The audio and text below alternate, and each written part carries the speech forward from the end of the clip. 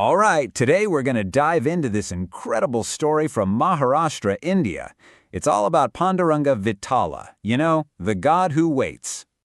And right away, you're hit with this central mystery. Think about it. When you picture a deity, you probably imagine them on a grand throne, right? Or maybe riding some magnificent celestial creature.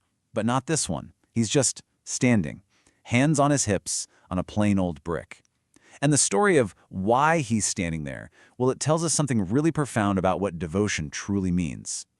So, to get to the bottom of this, we need to go to the holy town of Pandharpur in Maharashtra. This place is the heart of worship for Lord Vitthal. You might also hear him called Vithoba or Panduranga.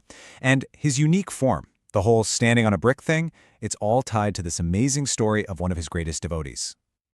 Yeah, you see, to understand the god on the brick, you have to understand the man who basically put him there.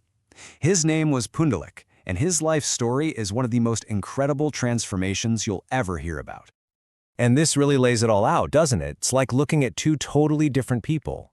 In the beginning, Pundalik was all about himself.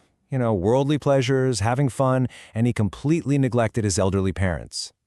But then, something happened. A major turning point that flipped his entire world upside down.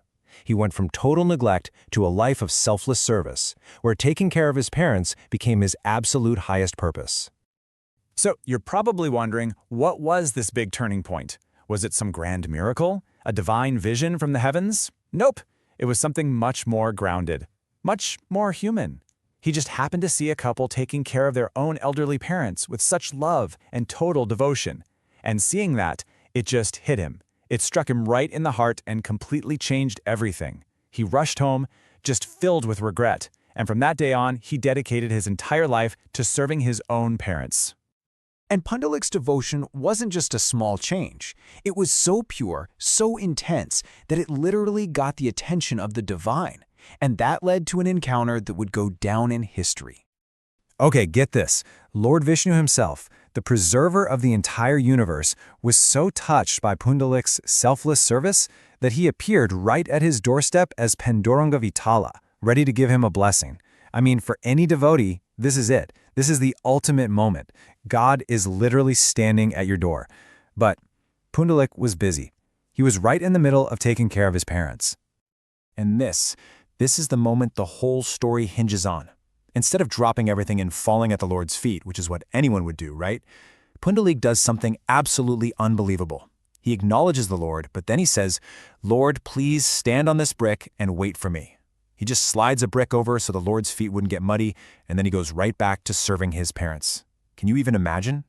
And that right there is how we get the name Vitthal. It's so cool. In Marathi, the local language, Vit, that's V-I-T, means brick. So Vitthal literally means the one who stands on a brick. His very name is a tribute to this incredible moment, forever honoring the devotee who showed that service comes first. Now you might be thinking, wait, isn't that kind of disrespectful? But that's not how the Lord saw it at all. He saw it as the absolute purest, highest form of devotion. See, Pundalik wasn't ignoring God. He was worshiping God through his actions, by serving his parents. He proved that true worship isn't always about chanting or prayers. Sometimes it's about selfless duty. So this one incredible event wasn't just about Pundalik. It had this huge ripple effect. It created a sacred place and kicked off a tradition of devotion that even today inspires millions of people. Let's take a look at that legacy. So that exact spot, the very ground where Lord Vitthal stood waiting for Pundalik, became the Pandharpur shrine. It's now this massive pilgrimage center, just buzzing with faith and energy. And it's not just Vitthal there. His divine consort, Mata Rukmini, is there too, making it a complete spiritual home for all the devotees who visit. And the most famous expression of this devotion is something called the Wari, which is this huge annual pilgrimage. In fact, there are 2 major Wari processions every single year, and they draw these unbelievable crowds of people who travel for weeks just to get to Pandharpur. So what exactly is the Wari? Well, it's this incredible journey of faith. The pilgrims, they're called Warkaris, and they walk for hundreds of kilometers, a lot of them barefoot. They're literally walking in the footsteps of great poet saints like Jnaneshwar and Tukaram, singing their beautiful devotional songs along the way.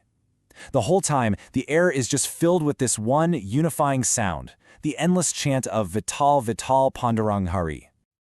Okay, so let's zoom out a little for our final section, because beyond the story itself, beyond the rituals and the pilgrimage, that simple image of Vitthal standing on a brick, it holds a truly timeless and universal message that I think can speak to every single one of us.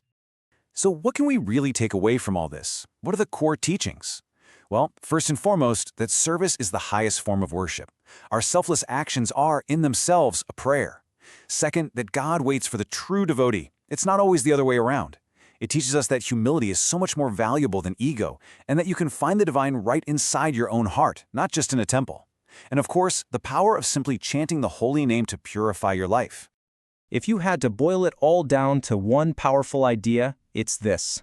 You don't always have to go searching for the divine in some faraway temple. When your devotion is so pure that it just naturally flows out as selfless service to others, divinity itself will come find you. And it will wait, patiently, right at your doorstep. And that kind of leaves us with a final, really powerful question to think about. What if the most sacred space isn't really a temple at all, and the most powerful idol isn't something carved from stone?